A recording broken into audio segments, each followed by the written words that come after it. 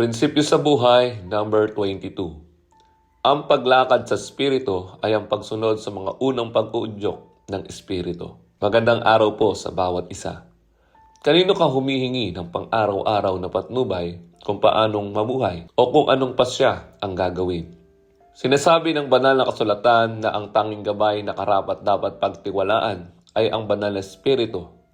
Siya ang lubos na nakakaalam ng ating nakaraan.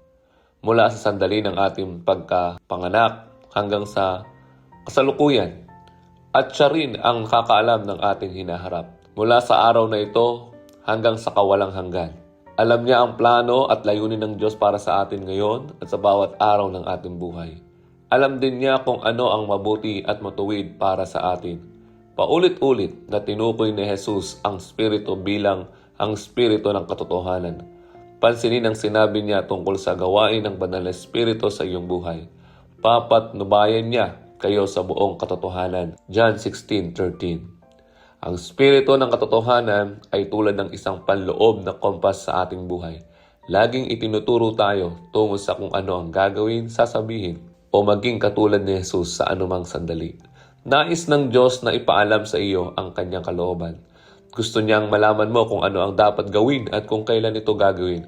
Ang banal na Espiritu bilang iyong pang-araw-araw na gabay. Mataas sa pagkaloob ng Panginoon ng Espiritu sa mga alagad, naranasan nilang maakay sila sa makapangyarihan at malalim na paraan.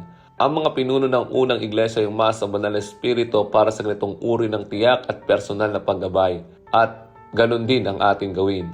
Pareho sa Romans 8:14 at Galatians 5:18, binabanggit ang pagiging led by the Spirit o akay ng Espiritu. Ito ang normal na pamumuhay ng Kristiyano.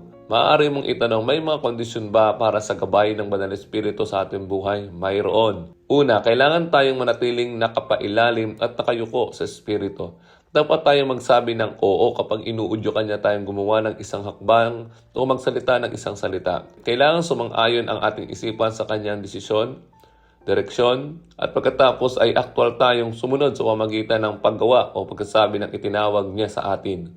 Madalas nangungusap ang Espiritu sa katahimikan ng ating puso. May dalang pagsaway o kapayapaan. Kapag inalis niya tayo sa bagay na makakasama, karaniwan natin mararamdaman ang bigat, pagkabalisa, pangamba o hindi mapalagay na damdamin.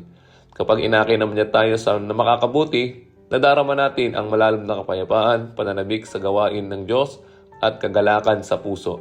Paano mo nalaman na ikaw ay nasa ilalim ng banal na Espiritu? Ikaw ay nakapailalim sa Kanya kapag nasabi mong ito ang nais ko, ngunit kung ang sagot mo ay hindi, ayos lang, gagawin ko ang sinasabi mo.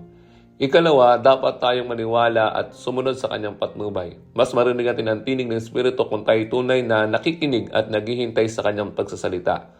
Mas makikita natin ang kanyang direksyon kung tayo ay nakamasid sa kanyang pagkilos. Sinasabi ng Hebreo 11:6 na ang Diyos ay tagapagbigay, gantimpala sa mga masikap na humahanap sa Kanya.